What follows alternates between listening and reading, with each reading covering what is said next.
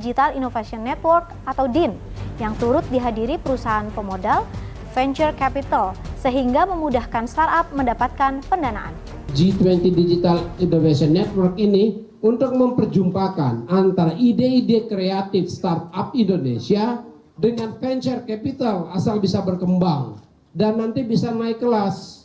Ya, kita berharap nanti akan muncul unicorn yang baru. Ya, demikian halnya pertumbuhannya dari unicorn yang sudah ada bisa menghasilkan tambahan dekakorn dengan semua caranya, baik melalui merger akuisisi atau memang pelebaran pasarnya yang bertumbuh dengan baik, mengingat proyeksi digital ekonomi Indonesia di tahun 2030 sekitar 315,5 miliar dolar.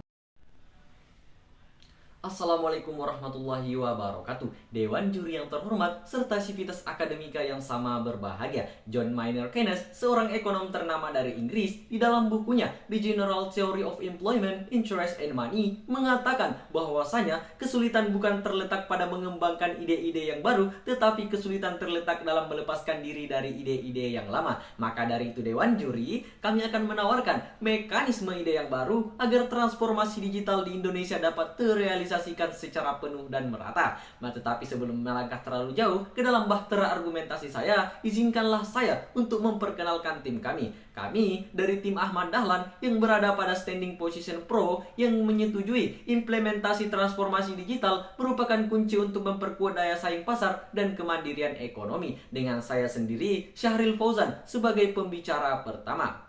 Baiklah Dewan juri yang terhormat, marilah kita melangkah ke dalam substansi argumentasi saya yang terdiri dalam 5 klasifikasi. Yang pertama latar belakang, yang kedua karakterisasi, yang ketiga limitasi, yang keempat urgensi, dan yang kelima kami akan memberikan solusi. Maka dari itu Dewan juri, marilah kita melangkah ke dalam layer yang pertama, yaitu latar belakang. Mosi perdebatan ini Dewan juri lahir di tengah dinamika dan transformasi digital yang dirasakan oleh berbagai sektor di dunia, yang khususnya dalam sektor ekonomi, yang tentunya hal ini kemudian menuai pro dan kontra. Namun, kami akan meyakinkan Dewan juri bahwasanya transformasi digital ini merupakan salah satu kunci yang akan mempengaruhi perekonomian yang ada, di mana Dewan juri terdapat 2 poin utama yang mendasari latar belakang ini. Yang pertama yaitu sistem ekonomi yang kurang inklusif. Dewan juri yang terhormat, sebelum adanya transformasi digital, ekonomi di Indonesia kurang inklusif, di mana banyak sektor-sektor ekonomi yang belum mencakup seluruh lapisan masyarakat. Banyak pelaku UMKM yang kemudian kesulitan untuk mengembangkan usahanya karena dinamika perkembangan digital yang ada, yang kemudian menyebabkan daya saing pasar sangat kompetitif, sehingga penjualan-penjualan yang berbasis digital cenderung lebih dominan di pasar Dewan juri. Yang kedua, keterbatasan akses pasar global. Dewan juri yang terhormat, bukan menjadi rahasia umum lagi bahwasanya komoditas ekspor di Indonesia sangatlah beragam dan sangat banyak. Tetapi alangkah mirisnya, data dari Badan Pusat Statistik Indonesia menunjukkan pada Januari 2024 nilai ekspor Indonesia mencapai 20,52 miliar US dollar, yang dimana hal ini mengindikasikan bahwa nilai ekspor Indonesia turun 8,34% dibandingkan dengan Desember tahun 2023, yang dimana status quo Indonesia saat ini adanya keraguan untuk kemudian mengimplementasikan transformasi digital terlebih dalam sektor ekonomi, dikarenakan beberapa aspek di antaranya, yang itu pertama keamanan data, pemerataan teknologi yang ada sehingga tidak timbul diskriminasi. Memasuki layer yang kedua Dewan juri, yaitu karakterisasi. Terdapat 3 variabel utama yang mesti kita pahami agar tidak terjadi kesalahan berpikir. Yang pertama, transformasi digital. Barry Lieber, Dewan juri, di dalam bukunya Marketing Services Competing Through the Quality mengatakan bahwasanya transformasi digital adalah perubahan yang dibangun di atas fondasi teknologi digital itu sendiri. Sedangkan yang kedua, daya saing pasar, Michael A. Porter di dalam bukunya The Competitive Advantage of Nation mendefinisikan daya saing pasar sebagai kemampuan suatu negara, perusahaan atau wirausaha untuk menghasilkan produk dan jasa yang mampu bersaing di pasar internasional dengan biaya rendah atau dengan kualitas yang lebih tinggi daripada kompetitor. Variabel yang yang ketiga yaitu kemandirian ekonomi. Kemandirian ekonomi adalah salah satu kunci faktor utama dalam pembangunan ekonomi suatu negara, yang dimana hal tersebut kemudian akan mendorong jumlah wirausaha dan meningkatkan jumlah ekonomi baik usaha kecil, menengah maupun usaha yang besar, yang dimana hal ini memiliki korelasi dengan ekonomi yang ada sekarang dan ekonomi yang akan datang, sehingga perlu adanya 4 dorongan utama dengan 4 faktor ini. Yang pertama Dewan Juri, yaitu perubahan regulasi. Yang kedua perubahan lanskap persaingan. Yang ketiga pergeseran industri secara luas ke bentuk digital. Yang keempat perubahan perilaku dan harapan konsumen, yang dimana 4 faktor ini akan dielaborasi secara kritis oleh pembicara kedua dari tim kami. Memasuki layer yang ketiga yaitu limitasi. Limitasi akan saya berikan yaitu pada negara di Indonesia, karena kami akan berfokus pada keadaan yang ada di Indonesia agar negara ini dapat mencapai titik transformasi digital secara penuh. Memasuki layer yang keempat yaitu urgensi. Terdapat 2 urgensi utama Dewan Juri. Yang pertama efisiensi ekonomi. Yang kedua menciptakan masyarakat yang lebih efisien dan lebih inklusif, yang serta bila mana dilakukannya transformasi digital ini, masyarakat secara luas dapat melakukan daya saing secara luas ke lapisan masyarakat. Memasuki layer yang terakhir yaitu solusi. Terdapat 2 solusi utama Dewan Juri. Yang pertama, melakukan sosialisasi serta edukasi kepada lapisan masyarakat, dan juga yang kedua pemerataan teknologi yang ada, yang dimana argumentasi lebih lanjut akan dielaborasi secara mendalam dan secara fundamental oleh pembicara kedua dan pembicara ketiga dari tim kami, yang tentang bagaimana pada akhirnya hal ini dapat diimplementasikan secara nasional. Tantangan bukan hanya untuk memahami dunia, tetapi untuk mengubahnya. Ben Bernanke, bangga menjadi tim pro. Sekian dan terima kasih. Assalamualaikum warahmatullahi wabarakatuh. Salam sejahtera untuk kita semua, Dewan Juri yang terhormat, serta seluruh insan cendekia. Dalam buku Revolusi Industri 4.0 yang ditulis oleh Khalifah Haqqi SPMSI, halaman 179, bahwa masyarakat baru yang dicita-citakan adalah kumpulan manusia yang dapat menikmati hidup berkualitas yang lebih nyaman dengan taraf hidup yang lebih tinggi. Sehingga taraf hidup lebih tinggi di sini mestinya tidak lepas dari peranan transformasi digital. Hal ini selaras dengan adanya perdebatan kita kali ini, yakni implementasi transformasi digital merupakan kunci untuk memperkuat daya saing pasar dan kemandirian ekonomi. Dewan Juri yang terhormat serta seluruh insan cendekia yang budiman, sebagai pembicara kedua di sini saya akan memberikan standing position pro atas mosi perdebatan kita kali ini. Adapun dengan argumentasi saya akan menggagas 3 variabel. Variabel pertama adalah status quo, variabel kedua adalah argumentasi, dan variabel ketiga adalah solusi. Masuki variabel saya yang pertama yakni status quo dan justifikasi atas pembicara pertama. Sebagaimana yang dijelaskan oleh pembicara pertama saya, bahwasanya transformasi digital adalah elemen terpenting karena dalam revolusi industri 4.0 mencakup 3 aspek mendasar. Yang pertama, digitalisasi dan peningkatan integrasi rantai nilai vertikal dan horizontal. Yang kedua, digitalisasi penawaran produk dan layanan. Yang ketiga, pengenalan model bisnis digital yang inovatif. Lalu Dewan Juri, jika kita benturkan dengan penggunaan data teknologi yang sekarang, menurut data BPS dari hasil pendataan survei pada tahun 2022, nilai ekonomi digital mencapai 714,4 triliun, tumbuh 27,6% dibandingkan tahun sebelumnya.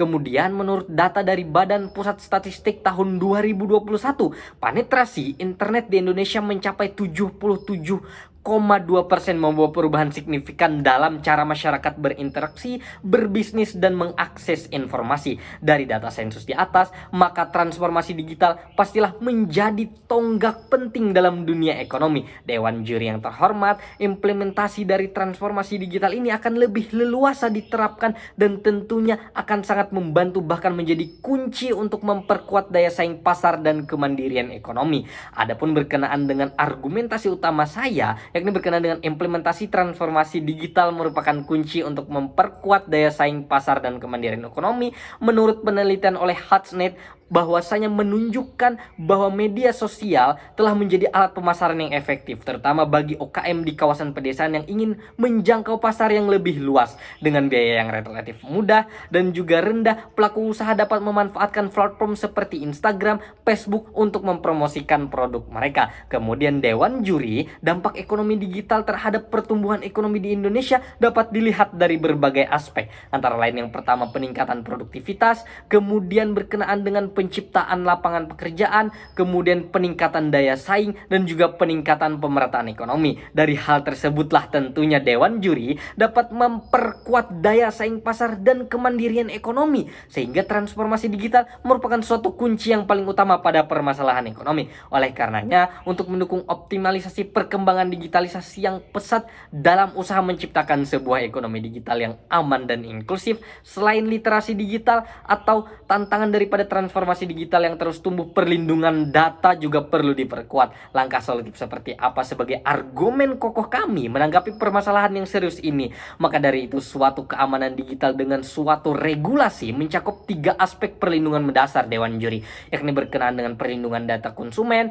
dan juga keamanan cyber. Yang ketiga adalah perlindungan data pribadi dengan mengadopsi peraturan yang sudah mengaturnya, seperti halnya Undang-Undang Nomor 8 Tahun 1999 tentang perlindungan konsumen, kemudian Undang-Undang Nomor 36 Tahun 1999 tentang telekomunikasi, kemudian Undang-Undang Nomor 11 Tahun 2008 tentang informasi dan transaksi elektronik, Undang-Undang Nomor 27 Tahun 2022 tentang perlindungan data pribadi menjadi suatu solutif dan alternatif pada keresahan dan kekhawatiran yang tidak mendasar pada perlindungan dan permasalahan yang ada. Kemudian memasuki variabel saya yang ketiga adalah solusi. Maka saya pembicara kedua dengan Standing Position Pro menggagas sebuah mekanisme untuk mempersiapkan transformasi digital yang lebih kompleks. Yang pertama, untuk sekiranya membangun divisi khusus di bawah naungan Menteri Pertahanan, yaitu Cyber Security, untuk mencegah kebocoran data. Yang kedua, memfasilitasi daripada jaringan internet yang akan disebarluaskan secara merata di seluruh Indonesia. Yang ketiga, mensosialisasikan dan memberikan edukasi literasi mengenai kebijakan transformasi digital. Yang keempat, sekiranya membuat peraturan yang khusus mengenai kebijakan dari penggunaan digital secara konkret pada aspek ekonomi digital. Dengan ini, saya menyatakan saya sangat bangga dan setuju dengan adanya mosi perdebatan kita kali ini. Sekian dari saya. Wassalamualaikum warahmatullahi wabarakatuh. Dewan Juri yang terhormat, perkenalkan saya Khalid Reza Al-Rashid selaku pembicara ketiga, di mana saya akan mengelaborasi lebih lanjut terkait apa yang telah dipaparkan oleh pembicara satu hingga pembicara kedua saya. Sir Henry Manley, seorang ahli hukum dan sejarawan Inggris, dalam bukunya yang berjudul Ancient Law mengungkapkan suatu teori bahwasannya hubungan-hubungan hukum yang didasarkan pada status warga-warga masyarakat yang masih sederhana berangsur-angsur akan hilang apabila masyarakat tadi berkembang menjadi masyarakat yang modern serta masyarakat yang kompleks. Yang kemudian teori itu diperkuat oleh teori konstruksi sosial realitas media massa oleh Burhan Bungin, yang pada saat ini media massa memiliki peranan vital dalam mempengaruhi bagaimana kita bersosialisasi. Kemudian dipertegas pula dengan keadaan global sekarang, yaitu mencapai 4.0 yang pada akhirnya manusia harus berinteraksi secara langsung oleh teknologi. Untuk itu, transformasi digital memiliki peranan penting menghadapi keadaan sekarang, lebih-lebih dalam memperkuat daya saing pasar dan kemandirian ekonomi. Kalau bukan sekarang, lantas kapan lagi Dewan Juri? Untuk itu, Dewan Juri, terdapat beberapa permasalahan apabila hal ini dapat terimplementasi, seperti apa yang telah dijelaskan oleh pembicara satu hingga pembicara kedua saya, di mana saya akan mengklasifikasikan menjadi 3 poin permasalahan utama apabila hal ini dapat terimplementasi. Namun hal tersebut tidak akan terjadi di sisi kami. Yang pertama, keamanan dan privasi data dari ancaman serangan cyber. Yang kedua, infrastruktur teknologi informasi dan komunikasi dan kebijakan pemerintah yang kurang memadai. Yang ketiga, regulasi yang belum diatur secara jelas bagaimana hal tersebut akan terjadi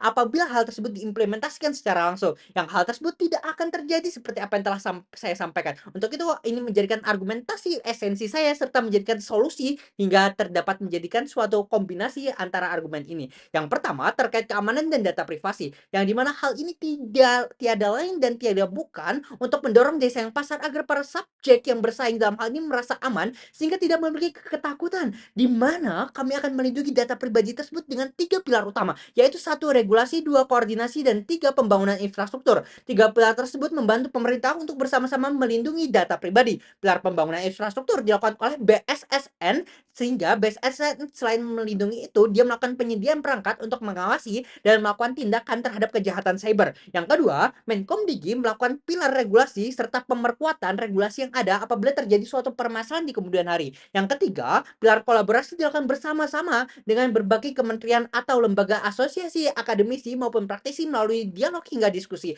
yang bertujuan untuk memberikan literasi digital dalam membangun awareness terhadap perlindungan data pribadi, serta akan berkolaborasi dengan negara Belgia selaku negara yang memiliki keamanan cyber terkuat atau tertinggi di dunia menurut National Cyber Security Index. Kemudian, permasalahan yang kedua, kami akan melakukan penanaman investasi secara lebih besar secara inklusif agar seluruh lini dapat merasakan efek dari transformasi digital. Permasalahan yang ketiga, regulasi ini seperti apa yang telah disampaikan oleh pembicara kedua saya, di mana akan berkoordinasi dengan Menteri Pertahanan apabila hal ini berkaitan dengan kedaulatan negara. Namun, hal tersebut menjadi opsional dikarenakan kami akan mengutamakan berkolaborasi dengan Menkomdigi serta Menteri Perekonomian, di mana hal tersebut menjadikan hal yang paling esensi dalam hal ini dikarenakan Menkomdigi terkait digital dan ekonomi tidak dapat dipisahkan, sehingga adanya kolaborasi ini menjadikan kolaborasi yang harus sinergis sehingga dapat tercapailah apa yang diinginkan oleh Mausi. Untuk itu bangga menjadi tim pro.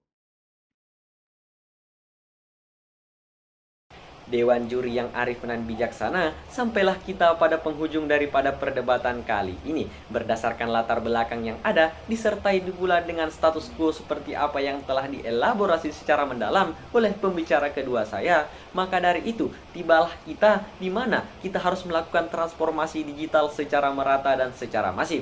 Lebih-lebih lagi, memiliki kegunaan seperti daya saing dan sebagainya, yang dimana hal ini memiliki fungsi sosial yang baik untuk negara, dengan didasarkan mekanisme keamanan yang telah dielaborasi dengan indah dan dipertegas oleh pembicara ketiga saya, maka dari itu skeptis tersebut tidak perlu lagi dikhawatirkan Dewan Juri, sehingga kita sebagai masyarakat kemudian dapat mendukung aktivitas-aktivitas apa saja yang kemudian dicanangkan oleh pemerintah, yang mana hal tersebut dapat diperkuat pula dalam menjalankan prosesnya dengan edukasi, propaganda, mobilisasi, hingga agitasi, agar program ini kemudian dapat berjalan dengan apa yang seharusnya. Dewan juri yang arif dan terpelajar, perlu kita pahami bahwasanya ini merupakan kesempatan emas bagi kita untuk kemudian melakukan transformasi digital. Lebih-lebih pula, banyak transaksi sekarang yang kemudian dilakukan secara digital, bukan lagi konvensional Dewan juri, sehingga transformasi digital perlu untuk kita lakukan hingga ke fundamental.